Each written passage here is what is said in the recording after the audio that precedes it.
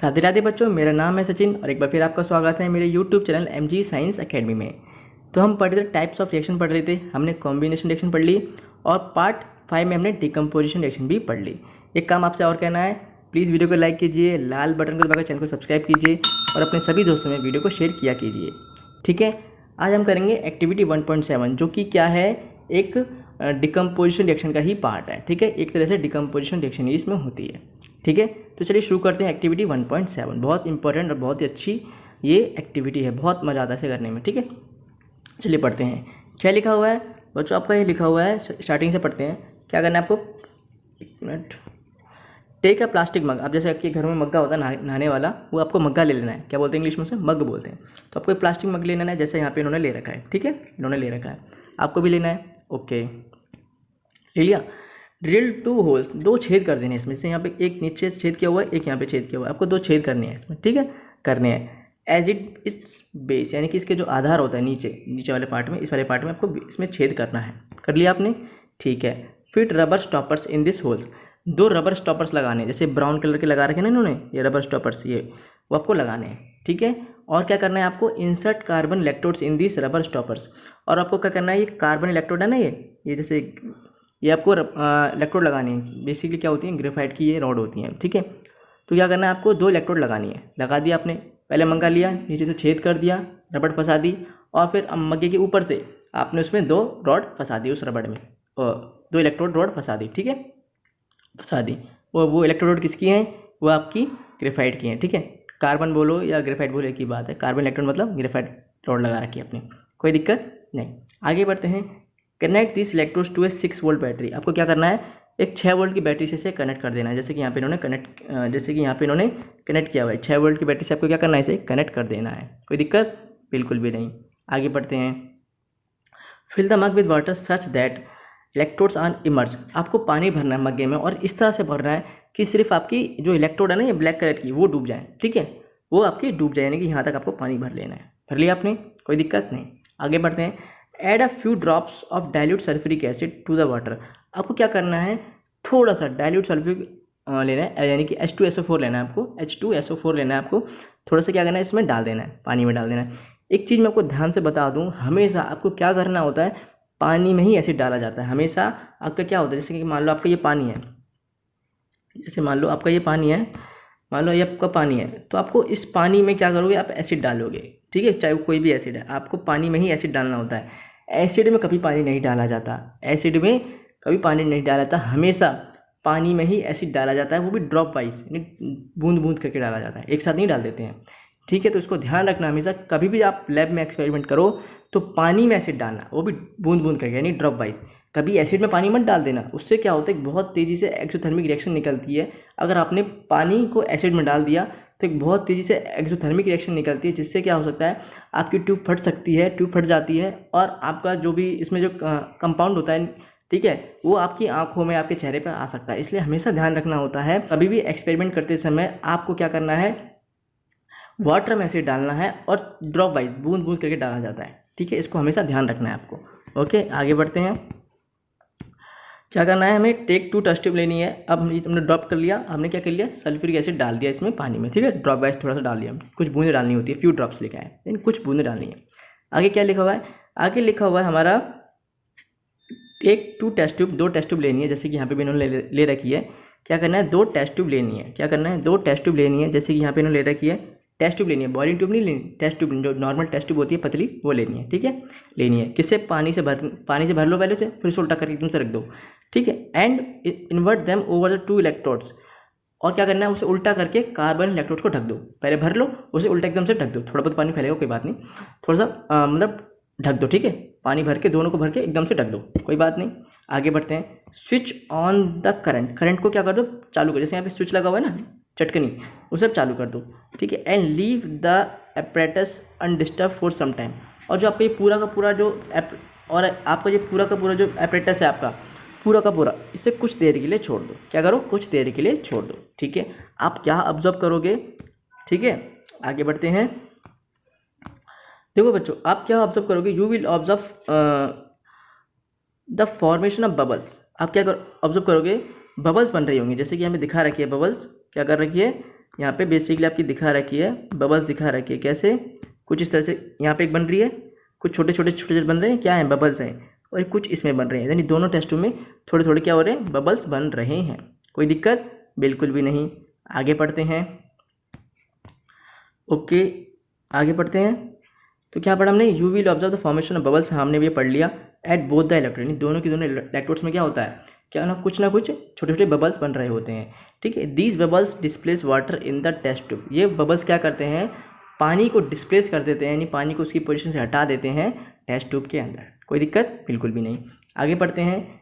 Is the volume of the gas collected the same in both the test tube.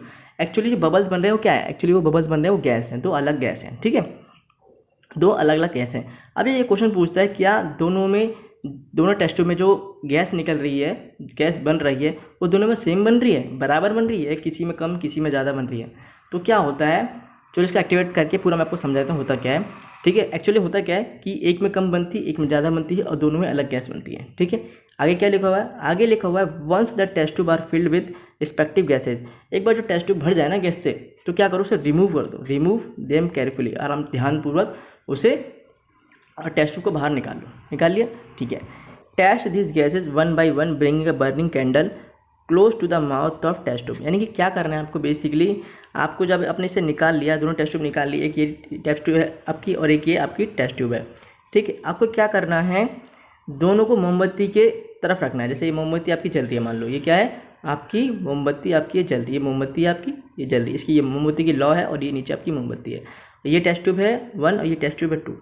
दोनों test tube क्या करना है? आपको मोमबत्ती के मुंह की तरफ रखना है। ठीक है, उसका जो टेस्ट ट्यूब का मुंह होता है, उसको आपको मोमबत्ती का जो फ्लेम होता है उसकी तरफ रखना है। ठीक है, दोनों को एक एक बार करके।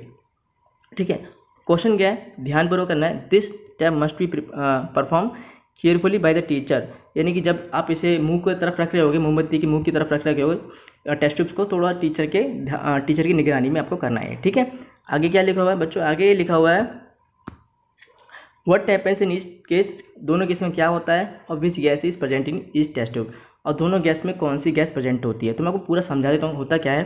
देखो होता क्या है, बेसिकली स्टार्टिंग से बता देता हूँ। देखो ये आपने 2 इलेक्ट्रोड ले ली, मग्गे में पानी डाल लिया, सब कुछ कर लिया। एक चीज़ आपको बता देता हूँ स्टार्टिंग से, एनोड पे हमेशा जो चार्ज होता है वो कौन सा होता है? पॉजिटिव होता है। और कैथोड पे कैसा चार्ज होता है? नेगेटिव होता है। ये किस में? ये इलेक्ट्रोलिसिस प्रोसेस में। एक होता है इलेक्ट्रोकेमिकल सेल होता है, एक इलेक्ट्रोलिसिस होता है। ठीक है, तो ये क्या है? इलेक्ट्रोलिसिस है।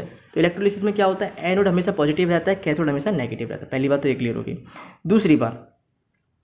दूसरी बात एनोड पे क्या होता है? हमेशा ऑक्सीडेशन होता है, यानी कि ऑक्सीडाइज होगा।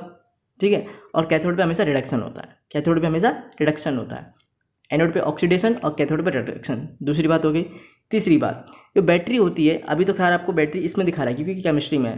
फिजिक्स में आपको बैटरी ना इस तरह से दिखा रखी होगी, ऐसे करके कुछ दिखा रखी होगी, और फिर नेगेटिव पॉजिटिव का चार्ज लगा रखा होगा। तो किस साइड नेगेटिव लगाना है, किस साइड पॉजिटिव लगाना है, ये मैं आपको बता देता हूँ। तो क्या करते हैं, ये आपका एनोड है और ये आपका कैथोड है। सी आपका ये कैथोड हो गया। तो क्या करते हैं, जब भी आप इसे बैटरी से कनेक्ट करते हैं, ये आपकी बैटरी हो जाती है। ठीक है, एक बड़ा लाइन एक छोटी लाइन, और इसको आप ऐसे कनेक्ट कर दोगे तो ये इधर होगा पॉजिटिव और इधर होगा नेगेटिव। ठीक है, 3 बातें मैंने आपको यहाँ पे बता दी। ठीक है, अब बात करते हैं मेन अपने एक्सपेरिमेंट पे। तो जब भी आपने जैसे आपने स्विच ऑन किया तो क्या हुआ? इसमें बबल्स बनना फॉर्म हो गया, बबल्स बनना शुरू हो गया। और एक पे हम देख पा रहे हैं कि एक में तो गैस बबल्स ज़्यादा बन रहे हैं, यानी एक में गैस ज़्यादा बन रही है और दूसरी में गैस कम बन रही है, यानी कि दोनों अलग अलग गैस होती हैं। ठीक है, ओके। तो होता क्या है, इस वाली में जो गैस निकलती है, इस वाली में जिसमें ज़्यादा बबल्स बन रहे हैं, उसमें बनती है ऑक्सीजन गैस। कौन सी बनती है? Oxygen gas. और दूसरे में जो बनती है वो बनती है हाइड्रोजन गैस। दूसरे में बनती है हाइड्रोजन गैस। कैसे? क्योंकि इसमें होता है ऑक्सीडेशन और इसमें होता है रिडक्शन। इसमें होता है ऑक्सीडेशन और इसमें होता है आपका रिडक्शन। इसमें होता है ऑक्सीडेशन और इसमें होता है आपका रिडक्शन। कोई दिक्कत? बिल्कुल भी नहीं।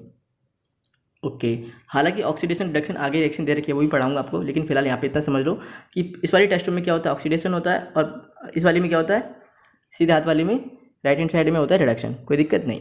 अब मेन बात ये आती है गैस कौन सी बन रही है। भाई मेन सब कुछ पढ़ ली, अब मेन बात तो ये तो बता दो कि गैस कौन सी बन रही है। तो मैं आपको बताता हूँ कि कौन सी गैस बन रही होती है, कौन सी गैस बन रही होती हैं। आप एक बात बताओ, आपने क्या लिया था? वाटर लिया था ना। तो जब वाटर होता है H2O होता है बेसिकली हमारा, उसे अगर हम तोड़ें तो किस में टूटेगा वो? किस में टूटेगा वो? ऑक्सीजन में और हाइड्रोजन में ही तो टूटेगा, या किसी और में भी टूटेगा? हैं, सिर्फ इन दोनों चीज़ों में तो टूट सकता है और किसी में तो टूटेगा नहीं। यानी कि ये दोनों कौन सी गैस हैं आपकी? एक हाइड्रोजन है और एक ऑक्सीजन है। ठीक है, आपने जैसे मोमबत्ती वाला एक्सपेरिमेंट किया था, तो हमें पता है आग जलाने के लिए ऑक्सीजन की आवश्यकता होती है, यानी ऑक्सीजन के प्रेजेंस में जलती है। तो जब भी आपने एक टेस्ट ट्यूब ली जिसमें ऑक्सीजन भरी हुई थी, हमें नहीं पता कौन सी, बताऊंगा, ऑक्सीजन वाली ली और मोमबत्ती को जलाया, ठीक है, तो क्या हुआ, और अच्छे से जलने लगी मोमबत्ती, क्या हुआ, और अच्छे से जलने लगी। तो उससे पता चल जाता है कि वो टेस्ट ट्यूब में कौन सी गैस है, वो टेस्ट ट्यूब में ऑक्सीजन है। ठीक है, आपने 2 टेस्ट ट्यूब ली, दोनों में गैस भरी हुई है, ऑक्सीजन और हाइड्रोजन, हमें नहीं पता पर कौन सी है, तो एक्सपेरिमेंट से पता लगाएंगे। तो क्या किया, टेस्ट ट्यूब ली, और जो टेस्ट ट्यूब मोमबत्ती को जलाने में और मदद कर रही है और उसकी लॉ को अच्छे से कर रही है, तो वो कौन सी गैस है, वो ऑक्सीजन गैस है। ठीक है, और वहीं दूसरी जो गैस होगी जिसमें हाइड्रोजन भरी होगी, वो क्या करेगी, पॉप की आवाज़ के साथ फटेगी। ठीक है, एकदम पट्ट आवाज़ आएगी, पट्ट। ठीक है, इससे आवाज़ आती है, तो वो कौन सी गैस होगी, वो हाइड्रोजन गैस होगी। बिल्कुल भी नहीं। अब एक और क्वेश्चन और आया था कि वॉल्यूम का आया था, क्या दोनों में वॉल्यूम सेम है? नहीं, वॉल्यूम दोनों में अलग है। क्या है, वॉल्यूम दोनों में अलग है। दोनों में वॉल्यूम क्या होता है, अलग होता है। होता क्या है, जो हाइड्रोजन गैस होती है ना, वो दुगनी होती है, वॉल्यूम क्या होता है उसका, दुगना होता है। किसके कंपैरिजन में, ऑक्सीजन के कंपैरिजन में। अब आप सोच रहे होगे यहाँ तो 4-5 बबल्स दिखा रखे हैं और वहाँ 2-3 ही दिखा रखे हैं, तो फिर तो ऑक्सीजन ज़्यादा होनी चाहिए। तो बबल्स पे मत जाओ, ठीक है, बबल्स पे मत जाना, बबल्स तो ऐसे बना के दिखा रखे हैं, उसमें मत जाना। आपको क्या करना है, हाइड्रोजन जो है वो डबल निकल रही होती है ऑक्सीजन से। कैसे निकल रही होती है, इसका पता आपको रिएक्शन से चलेगा। ठीक है, रिएक्शन दिखाता हूँ मैं आपकी इसकी। ठीक है, इसकी रिएक्शन नीचे दे रखी होगी, नहीं दे रखी तो मुझे लिखनी पड़ेगी लगता है। चलो मैं आपको लिख के दिखाता हूँ। रिएक्शन कैसी होती है इसकी बच्चों, इसकी रिएक्शन कुछ इस तरह से होती है। आपने वाटर ले लिया, कोई दिक्कत नहीं, ये डिकम्पोजिशन रिएक्शन ही है एक तरह से। तो क्या बना आपका, हाइड्रोजन बना और ऑक्सीजन बना, कोई दिक्कत बिल्कुल भी नहीं। अब ये बैलेंस तो है नहीं, बैलेंस तो करना पड़ेगा आपको, बैलेंस तो कोई आपको करके देगा नहीं, वो खुद ही करना पड़ेगा। तो बैलेंस कर लेते हैं। चलो, तो आपका पानी है ये, ठीक है, इलेक्ट्रोलिसिस कराने से क्या हुआ, ये 2 गैसों में टूट गया, हाइड्रोजन निकली और एक ऑक्सीजन निकली। ठीक है, अब आप कैसे कह सकते हो बबल्स तो ऑक्सीजन वाले में ज़्यादा बन रहे थे तो वो डबल होनी चाहिए, पर ऐसा नहीं होता, आपको रिएक्शन से पता चलेगा। तो कब इसे बैलेंस करना है, ठीक है, बैलेंस आपको कोई करके देगा नहीं, आपको खुद ही करना पड़ेगा। ठीक है, यहाँ पे कितने हाइड्रोजन है, 2, यहाँ पे भी 2 है, पर ऑक्सीजन यहाँ पे 1 है और यहाँ पे 2 है, तो बैलेंस तो है नहीं। तो क्या कर सकते हैं हम, एक काम करो, यहाँ पे 2 लगा दो, यहाँ पे 2 लगा लिया, 2 लगाने से क्या होगा, हाइड्रोजन 4 हो जाएंगे और ऑक्सीजन 2 हो जाएंगे। ठीक है, हाइड्रोजन 4 यानी 2 यहाँ पे लगा देंगे तो हाइड्रोजन यहाँ पे भी 4 हो गए और ऑक्सीजन 2 है ही, बैलेंस हो गए। बहुत आसान है। ठीक है, 4 हाइड्रोजन 2 ऑक्सीजन, तो यहाँ पे भी 4 हाइड्रोजन हो गए, 2 2 4 और ऑक्सीजन 2 हो गए, कोई दिक्कत बिल्कुल भी नहीं। तो ये होगी आपकी रिएक्शन। तो आप कैसे समझ सकते हो कि यहाँ पे आप डबल निकली है, आप कैसे समझ सकते हो कि यहाँ पे जो है डबल निकली है, उसे आप ऐसे समझ सकते हो। यहाँ देखो, हाइड्रोजन यहाँ पे 2 मोल्स ऑफ हाइड्रोजन कितने मोल निकले हैं, 2 निकले हैं, और ऑक्सीजन कितना है, सिर्फ 1 ही मोल है। इसके आगे कुछ नहीं लिखा ना, मतलब 1 लिखा हुआ है। ठीक है, तो यहाँ पे 2 मोल्स ऑफ हाइड्रोजन निकले और 1 मोल ऑफ ऑक्सीजन निकला। इस तरह से हम कह सकते हैं कि हाइड्रोजन का वॉल्यूम क्या है, डबल है, कितना है, दुगना है, ट्वाइस है। ठीक है, ट्वाइस है किससे, ऑक्सीजन से। The volume of hydrogen gas is twice than oxygen gas. Okay, ये आपका आंसर हो गया। तो सारे आंसर मैंने आपको इसमें कर दिए, कोई रह तो नहीं क्या, रिएक्शन को नोट कर लेना। ठीक है, इसे मैं इरेज कर रहा हूँ यहाँ से। ओके, तो मैंने आपको कौन कौन से आंसर कर दिए, विच गैस, सारे आंसर मैं आपको लाइन से बता देता हूँ एक बार। Which gas is present in each test tube, हमने बताया कि एक में तो कौन सी ऑक्सीजन है, एक में हाइड्रोजन है। कैसे है, अगर जो एनोड की तरफ बन रही है, जो एनोड की तरफ बन रही होती है, यानी कि जो इधर बन रहेगी, जो ये एनोड है, ये इधर जो बनेगी इस वाली में, वो ऑक्सीजन है, और कैथोड की तरफ जो बनेगी वो हाइड्रोजन होती है, क्योंकि इसमें ऑक्सीडेशन होता है और उसमें रिडक्शन होता है। ठीक है, ओके, आगे पढ़ते हैं। इसका आंसर मैंने आपको कर दिया, इसका आंसर मैंने कर दिया। और व्हाट हैपेंस, ये सारे दोनों गैसें निकलती है बता दिया मैंने आपको। और वॉल्यूम के बारे में बता दिया कि हाँ, हाइड्रोजन गैस का वॉल्यूम डबल होता है ऑक्सीजन गैस से। ठीक है, और कुछ, और तो कुछ नहीं है ना, हाँ नहीं और कुछ नहीं। तो ये 3 क्वेश्चन इसमें से बने और तीनों के आंसर मैंने आपको कर दिए हैं, कोई दिक्कत नहीं। ठीक है, ये तीनों क्वेश्चन आंसर मैंने कर दिए। और एक्टिविटी से क्वेश्चन पूछे जाते हैं, सिर्फ क्वेश्चन आंसर रट्टा मार के मत जाना, चैप्टर को अच्छे से पढ़ना, समझना, एक्टिविटी को ज़्यादा से ज़्यादा ध्यान रखना, क्योंकि इससे आपका बेस मजबूत हो जाएगा। ठीक है, आगे पढ़ते हैं। अब हम करते हैं एक्टिविटी 1.8। कोई दिक्कत नहीं, कोई भी दिक्कत आई हो तो कमेंट बॉक्स में कमेंट करना, जो चीज़ ना समझ में आई हो मैं आपको आंसर वहाँ पे कर दूँगा, कोई ठीक है। चलिए बच्चों, हम करते हैं एक्टिविटी 1.8। ओके, एक्टिविटी 1.8 क्या कहती है बच्चों हमारी, कहती है एक्टिविटी 1.8 क्या कहती है हमारी, okay, take about 2 gram silver chloride. अब क्या लेना है, सिल्वर क्लोराइड लेना है, यानी कि AgCl। क्या होता है इसका फॉर्मूला सिल्वर क्लोराइड का, AgC और L। AgCl क्या होता है इसका फॉर्मूला बेसिकली होता है। ओके, कोई दिक्कत बिल्कुल भी नहीं। इन्हें चाइनाडिस, चाइनाडिस कैसी होती है, एक वाइट कलर की होती है, जैसे आपके घरों में, जैसे हमारे घर में कप होते हैं ना, कप, तो कप होते हैं, क्रॉकरी जिसे वैसे बोलते हैं, तो कप हो गया, प्लेट भी होती है, जैसे तरह में जिस मटेरियल में कप होता है उस मटेरियल में प्लेटें भी होती हैं, ठीक है, कटोरी भी होती है, तो उसी तरह की कटोरी होती है चाइना डिश, व्हाइट कलर की होती है, ठीक है। तो आपको क्या करना है, उस चाइना डिश में क्या करना है, आपको 2 ग्राम सिल्वर क्लोराइड लेना है, ठीक है। पहले आप तौल लोगे, पे कर लोगे, 2 ग्राम सिल्वर क्लोराइड उसको आप चाइना डिश में डाल दोगे, ठीक है। आपको क्या करना है, इसका पहले चाइना आप लिखा हुआ अगला point, what is its colour, यानी कि पहले क्या करो, इस कलर का नोट कर लो। पहले क्या करो, आप जो भी सिल्वर क्लोराइड का कलर है उसे नोट कर लो। तो कैसा होता है सिल्वर क्लोराइड का कलर, कैसा होता है बच्चों, इसका सिल्वर क्लोराइड जो रंग होता है पहले वाइट कलर का होता है, कैसा होता है, वाइट, WHIT, वाइट कलर का होता है, ठीक है। और place this china dish in sunlight for some time, पर इसे क्या करो, इसे थोड़ी देर के लिए, कुछ टाइम के लिए इसे धूप में रख दो। वाइट कलर की सिल्वर क्लोराइड है, पर इसे थोड़ी देर के लिए धूप में रख दो। तो अब आप क्या ऑब्जर्व करोगे, observe the colour of silver chloride after some time, यानी कुछ देर के बाद आप क्या ऑब्जर्व करोगे इस सिल्वर क्लोराइड के कलर में। तो हम ये देखेंगे कि जो वाइट कलर होता है ना सिल्वर क्लोराइड का, वो ग्रे कलर में चेंज हो जाता है। वो क्या होता है, ग्रे कलर में चेंज हो जाता है, ठीक है। आगे पढ़ते हैं, ठीक है। आगे क्या लिखा हुआ है, you will see that white silver chloride turns grey in sunlight, जैसे कि मैंने कहा जो वाइट कलर होता है सिल्वर क्लोराइड का, वो ग्रे कलर में यानी धूसर रंग में चेंज हो जाता है, ग्रे कलर में चेंज हो जाता है। जैसे सीमेंट, जिस रंग का सीमेंट होता है ना, अंबुजा सीमेंट जिसे कह सकते हो, जिस रंग का अंबुजा सीमेंट होता है उसी रंग में ये चेंज हो जाता है, यानी ग्रे कलर होता है उसका, ठीक है। This is due to the decomposition of silver chloride into silver and chlorine by light, ठीक है। इसमें क्या होता है, सिल्वर क्लोराइड टूटता तो है, पर किसकी मदद से टूटता है, लाइट की मदद से, नहीं सनलाइट की मदद से टूटता है। अभी हमने हीट से किया था, और एक्टिविटी 1.7 हमने इलेक्ट्रिसिटी से कराई थी, क्या की थी, इलेक्ट्रिसिटी से कराई थी, वो भी डिकम्पोजिशन थी। और अब यहाँ पे सनलाइट से करा रहे हैं, तो ये भी डिकम्पोजिशन रिएक्शन है। तो डिकम्पोजिशन रिएक्शन हम 3 तरह से करा सकते हैं, हीट से, इलेक्ट्रिसिटी के थ्रू और सनलाइट के थ्रू, यानी 3 तरीके से हम लोग डिकम्पोजिशन रिएक्शन को करा सकते हैं, ठीक है। ओके, हर बार यहाँ पे हमें अलग अलग लिखना पड़ेगा। जब हीट से कराएंगे तो हीट लिखना पड़ेगा, इलेक्ट्रोलिसिस से कराएंगे तो हमें यहाँ पे इलेक्ट्रोलिसिस लिखना पड़ेगा, और सनलाइट से कराएंगे तो हमें यहाँ पे सनलाइट लिखना पड़ेगा। कोई दिक्कत नहीं, समझ में आ रहा ना आपको सारा, समझ में आ रहा है तो प्लीज़ वीडियो को लाइक कीजिए, चैनल को सब्सक्राइब कीजिए और अपने सभी दोस्तों में शेयर करते रहिए, ठीक है। आगे बढ़ते हैं, ठीक है। आगे लिखा हुआ है, कुछ और डायरेक्शन दे रखे हैं, चले से पढ़ लेते हैं, उसके बाद एंड करते हैं इस वीडियो का। Silver bromide also behaves in the same way, जिस तरह से सिल्वर क्लोराइड ने बिहेव किया था उसी तरह से क्या करेगी, सिल्वर ब्रोमाइड बिहेव करेगी। क्यों करेगी, क्योंकि क्लोराइड भी एक हेलोजन है, ब्रोमाइड भी हेलोजन है, दोनों सेम ग्रुप में आते हैं। क्लोरीन, ब्रोमीन, आयोडीन, ये सब क्या है, एक ही ग्रुप में आते हैं। फ्लोरीन, क्लोरीन, ब्रोमीन, आयोडीन, ये चाहे हेलोजेंस होते हैं, क्या होते हैं, हेलोजेंस होते हैं। तो बेसिकली क्या करते हैं, ये सेम बिहेवियर में रिएक्ट करते हैं, ठीक है, सेम तरीके से रिएक्शन करते हैं। तो जिस तरह से सिल्वर क्लोराइड ने किया था उसी तरह से क्या करेगी, सिल्वर ब्रोमाइड भी करेगी, ठीक है। तो कोई पूछे क्यों करेगी तो आपको बता देना, ठीक है, क्योंकि ये भी हेलोजन है, वो भी हेलोजन है, ठीक है। इस तरह से दोनों एक ही ग्रुप के होते हैं, इस तरह से दोनों सेम बिहेवियर दिखाते हैं, ठीक है। तो सिल्वर ब्रोमाइड, AgBr, Ag मतलब सिल्वर, Br मतलब ब्रोमाइड, ठीक है, सिल्वर ब्रोमाइड, ये भी क्या करेगी, सनलाइट के प्रेजेंस में ये क्या करेगी, सिल्वर और ब्रोमाइड में टूटेगी, दोनों टूटेगी। The above reaction are used in black and white photography, यानी कि जो ये वाली रिएक्शन है ना सिल्वर ब्रोमाइड की, इसे हम किस में यूज़ करते हैं, इसको हम यूज़ करते हैं ब्लैक एंड वाइट फोटोग्राफी जो होती है ना, ब्लैक एंड वाइट फोटोग्राफी, उसमें इसका इस्तेमाल किया जा सकता है।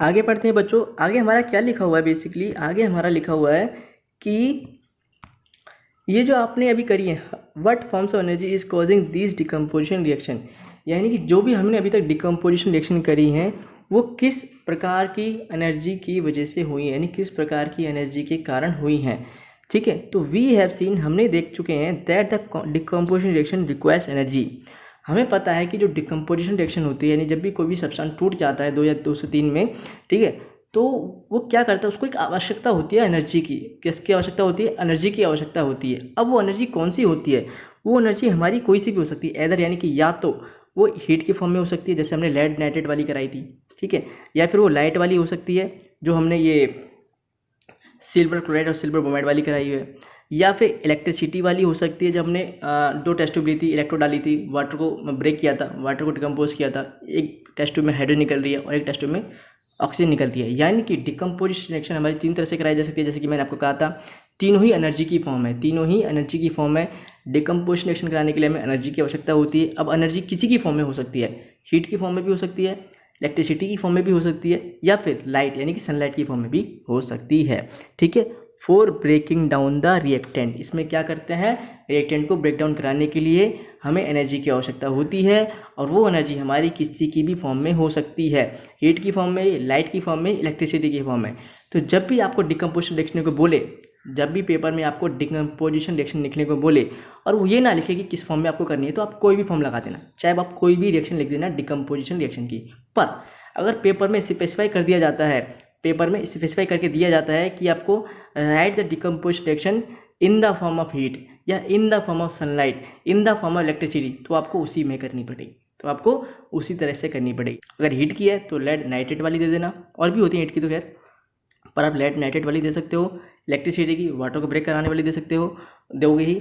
और सनलाइट वाली आप चाहे AgCl की दे दो या फिर AgBr की दे दो, आपकी मर्जी है, ठीक है। आगे बढ़ते हैं। आगे क्या लिखा है बच्चों, reactions in which energy is absorbed are known as endothermic reaction. तो हमने पार्ट 4 में मैंने आपको बताया था, एक्सोथर्मिक रिएक्शन के बारे में बताया था कि किसी भी केमिकल रिएक्शन में अगर प्रोडक्ट के साथ हीट रिलीज हो रही है, अगर प्रोडक्ट के साथ हीट रिलीज हो रही है तो वो कैसी रिएक्शन होती है, वो एक्सोथर्मिक होती है, ठीक है। एग्जाम्पल के तौर पे जैसे मैंने आपको बताया था कि कैल्शियम ऑक्साइड को पानी में डालते हैं तो कैल्शियम हाइड्रोक्साइड बनता है, और प्लस हीट लिख देते हैं, तो हीट क्या है, वो क्या है, हीट निकल रही होती है प्रोडक्ट बनने के साथ साथ, यानी कि कैल्शियम हाइड्रोक्साइड बनने के साथ साथ हीट आपकी निकल रही है, तो कैसी रिएक्शन थी, वो एक एक्सोथर्मिक रिएक्शन थी, यानी कि उसमें हीट निकल रही होती है, ठीक है। और अगर हीट एब्जॉर्ब हो रही है, जैसे कि हमने AgCl वाले में और AgBr वाले में देखा कि हीट एब्जॉर्ब हो रही है, यानी सनलाइट से हम क्या कर रहे हैं, एनर्जी एब्जॉर्ब कर रहे हैं, हीट एब्जॉर्ब कर रहे हैं, तो वो कौन सी रिएक्शन होती है, वो आपकी एंडोथर्मिक रिएक्शन होती है। वो क्या होती है, आपकी एंडोथर्मिक रिएक्शन होती है। तो जिस भी रिएक्शन में आपकी हीट रिलीज हो रही है वो आपकी कैसी होगी, वो आपकी एक्सोथर्मिक होगी, और जिस भी रिएक्शन में आपकी हीट एब्जॉर्ब हो रही है वो आपकी एंडोथर्मिक रिएक्शन हो गई। कोई दिक्कत बिल्कुल भी नहीं, समझ में आया। पूछा जा सकता है कि एक्सोथर्मिक रिएक्शन और एंडोथर्मिक रिएक्शन में क्या फ़र्क होता है, तो कोई भी रिएक्शन जिसमें प्रोडक्ट के साथ हीट रिलीज हो रही है वो आपकी एक्सोथर्मिक है, कोई भी रिएक्शन जिसमें हीट एब्जॉर्ब हो रही है वो आपकी एंडोथर्मिक है। कोई दिक्कत बिल्कुल भी नहीं। एग्जाम्पल दोगे, एग्जाम्पल तो देना ही पड़ेगा। तो एग्जाम्पल में क्या दोगे, एक्सोथर्मिक में calcium oxide plus water, calcium hydroxide plus heat दे दोगे, और एंडोथर्मिक में क्या दोगे, आप चाहे सिल्वर क्लोराइड से दे दो या सिल्वर ब्रोमाइड से दे दो, आपकी इच्छा है, ठीक है। समझ में आया आपको, ठीक है। आगे बढ़ते हैं। तो बच्चों अब हम आते हैं अपने क्वेश्चंस पर। ये क्वेश्चंस पहले आप खुद से कोशिश कीजिएगा इन्हें करने की, वरना मैं आपको पार्ट 7 में तो कराऊंगा ही, ठीक है। किसमें, पार्ट 7 में आपको मैं कराऊंगा। तो दोस्तों अगर ये आपको पार्ट 6 यानी ये वीडियो आपको पसंद आई तो प्लीज़ लाइक करना, अपने सभी दोस्तों में शेयर करना, और प्लीज़ लाल बटन को दबाकर, स्क्रीन पर जो लाल बटन है उसे दबाकर चैनल को सब्सक्राइब करना। आपको ऐसी वीडियोस मिलती रहती हैं, हर रोज़ मैं 1-2 वीडियो डालता रहता हूँ, आगे भी मिलती रहेंगी। तो आपको क्या करना पड़ेगा, पहले आपको चैनल को सब्सक्राइब करना पड़ेगा, ठीक है। ये फ्री होता है, ठीक है। तो आपको चैनल को सब्सक्राइब करना पड़ेगा। और कोरोना का टाइम चल रहा है इसलिए अपना ख्याल रखिए, अपने परिवार का ख्याल रखिए, ठीक है। मिलते हैं अगली वीडियो में। राधे राधे।